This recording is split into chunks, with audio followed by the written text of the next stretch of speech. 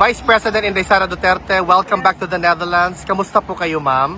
Thank you for the welcome, and I welcome as well our mga kababayan na galing sa iba't ibang bansa na nandito sa Den Haag.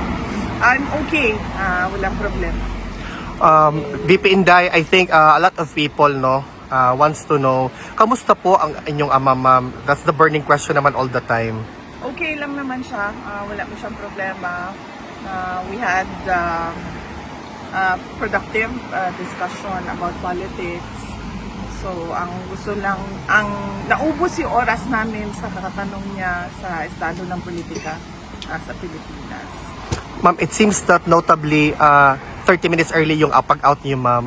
Is this a new development? Kasi 2:45 pa man, ma'am, mga wala pa nag 3 o'clock. 1:30, 2:30. O, saan oras naman di ay? 2:44 pa, ma'am. Balik may ang oras mo. Sa?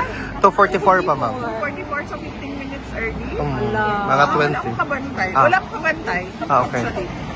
But everything is okay naman so far, ma'am. No, di tingali to, no? Wala ka, VP. Actually, nag-chismis magod mini Pierre ni kaganina. Tapos, sulti na ang security na I have to go da, I have to go. And then, PRD requested 5 minutes extension para lang mahuman ang chismis ba. But said no, not today. But on any other day, yes. So I was thinking maybe, I don't know. Okay. I do not know. Basta na siya lain na schedule pa. Okay. VP Inday, yung recently concluded mo na meet and greet sa London, nakita ng buong mundo na solid talaga ang suporta sa iyo ng taong bayan. That's basically the trust and confidence of overseas Filipino workers just for London alone. How do you feel, ma'am, seeing that particular crowd? Well, heartwarming at nakakaiyak dahil karamihan sa kanila kapag na face-to-face na, ang unang talaga nilang tanong is kamusta na si Tatay Digong. At kung hindi man yan, ang sinasabi ay ipaabot mo yung aming pagmamahal at pagdarasal kay Tatay Digong. So, karamihan talaga doon yung kanilang pangungulila kay President Duterte. VP Inday, in as far as a positive development is concerned, yung results sa dalawang survey Pulse Asia and SWS, talagang nakikita na yung trust and confidence and your ability to lead in as far as being the Vice President of the Republic of the Philippines is concerned has resonated to the millions of Filipinos. How do you feel, ma'am, na steadfast, steady, strong pa din ang suporta sa iyo ng mga Pilipino in comparison to what is alleged by some? On that point, I am truly blessed, no? Favored ako ng Diyos sa ganyan na bagay. Hindi ako makapag-explain sa mga surveys dahil hindi ko naman alam paano yan ginawa o kung sino ang nagpagawa niyan. Pero lagi lang talaga ang sinasabi ko kapag merong survey na lumalabas ay nagpapasalamat ako sa patuloy na pagtitiwala ng ating mga kababayan sa akin, sa aking mga kasamahan sa OVP at syempre sa aming opisina. VP Inday, on a different matter, were you able to watch or perhaps read a transcript of the State of the Nation's address ni BBM? Hindi ako nanood ng SONA live last year and wala akong planong basahin ang nilalaman ng SONA o kahit man lang summary dahil I truly believe it is a waste of time of the Filipino people. VP, marami po ang nagtatanong, how do you maintain the radiant glow na talagang shining, shimmering, splendid ka talaga? From SONA to beauty and wellness. Akit puti. Kasi ma'am, ang dami nagtatanong, ma'am, how do you keep such a radiant glow knowing na kabilat kanan yung atake sa iyo, ma'am, may it be personal or political? Hindi ko lang alam ha, sandali lang. Gusto ko lang matanong kung hindi ba ganito ang glow ko noon, 2022? Ganito. Actually, mas, ma'am. Mas grabe. Yes. Grabe, Jude. Wala man kasing difference sa akin simula nung 2022 hanggang ngayon. Siguro nadagdagan lang yung skincare kasi nga. Ang sikreto mo. kasi nagkakaedad, di ba? Pag mahirap na pag 38 ka lang, tapos namumukha kang 68. kaya siya kapag na Guilty, mapuntaan na yun. pag nagkakaedad. Ma'am, wala akong pinapatama. Kasi meron tayong kilala na 68 pa lang pero mukha ng bangkay. Kailan may ako, kailan mo. So, wala naman nagbago sa akin ma'am simula nung 2022. In fact, before 2022. Pareho lang yun. Yun lang na meron na akong awareness ngayon sa aging ng mukha. Kaya meron ng mga Sunblock, ma'am. meron ng mga yung sinusulat ng dermatologist na skincare. Okay. VP, meron bang gustong ipahatid si former president sa mga Pilipino, ma'am? Na alam niyo naman talaga, ma'am, we have been doing this for more than a year, but strong and steady pa din. In fact, ma'am, on Wednesday, we actually have a gathering prepared to echo the voice of Filipinos from all over the world. Yes, oo. Meron tayong rally sa Wednesday, July 29 sa harap ng ICC. And this is a Free Duterte Now rally. And we will talk about the injustice that was done to President Rodrigo Duterte. Pinaalam ko ito kay President Duterte at sinabi ko sa kanya na I do not think this will help your case since from previous rallies napapansin namin na kinukuha ng ICC yung mga sinasabi natin at ginagawa nilang basihan sa kanilang mga desisyon. And then he said na bakit pa kayo mag-rally? What for? Yeah, sabi ko, para lang malabas namin yung galit namin. At marinig ng buong mundo yung galit ng mga Pilipino sa ginawa sa iyo. And then sabi niya, okay, bahala kayo kung yan ang gusto ninyo. But I warned him that it will not help his case and he said, no, okay na. Kung ano yung gusto niyo. And you, ma'am, as our hope, the torchbearer for the light na makikita namin sa 2028, the future President of the Republic of the Philippines. What's your message to your supporters, ma'am, na talagang lalaban hanggang sa dulo para sa bayan?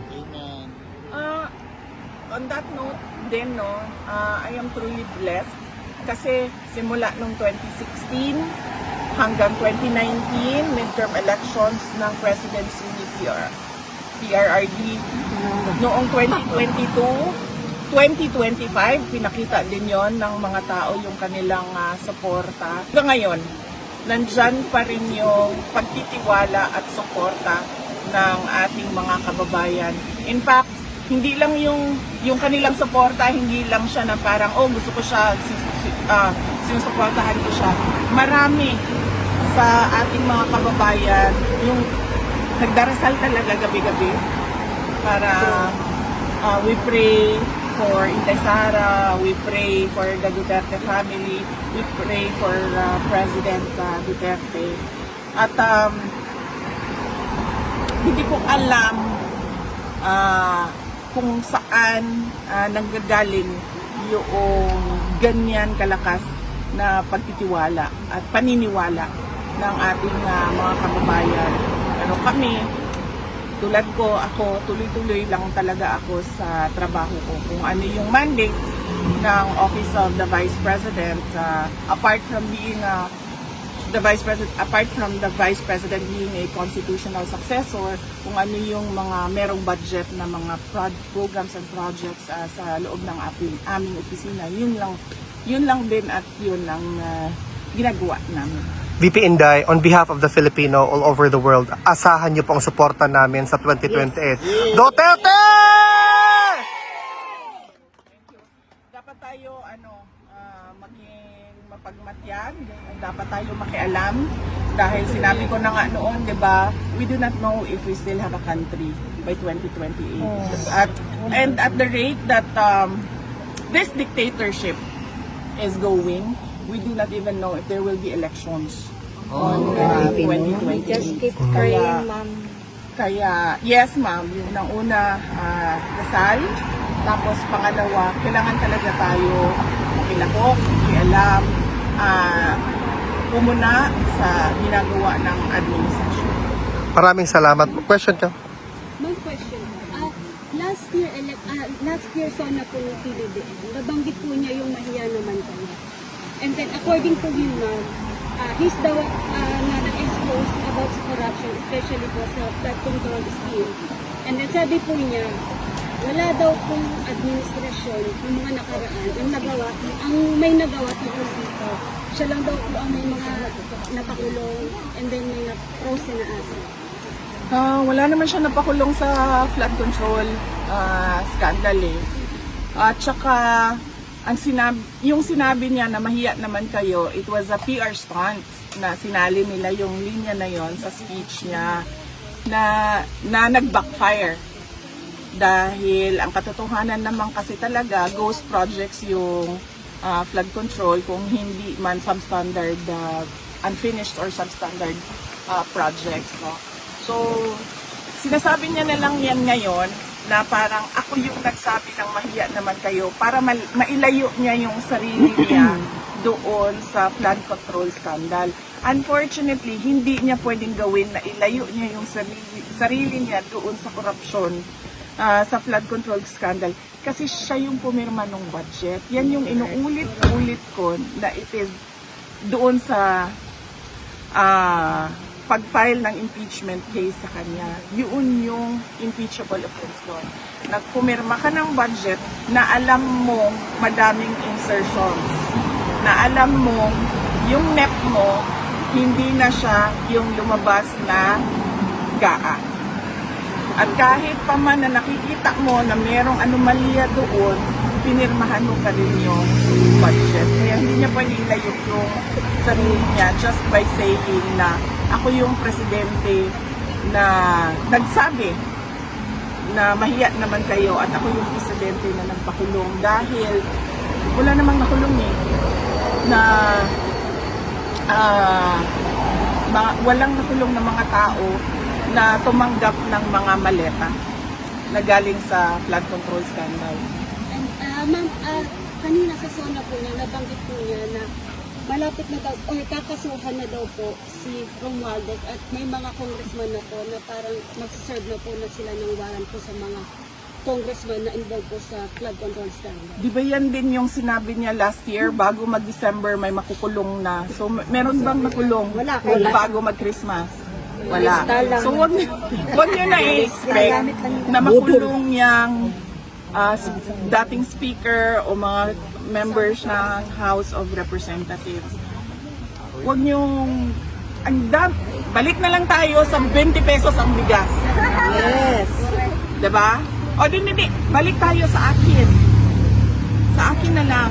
Dalawa lang ang hiningi ko eh. Nung pumayag ako na tumakbo, katandem niya bilang kanyang vice president. Yung isa doon, buwan pa lang, hindi na niya sinunod. Wala pang 1 year. Isa lang yon.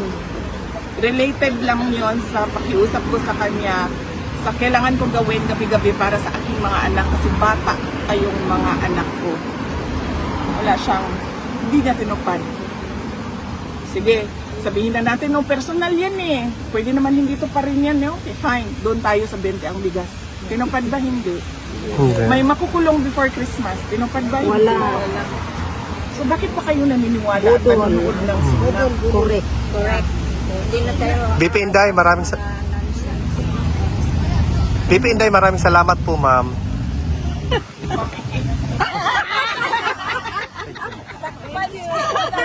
Picture na ta, ma'am.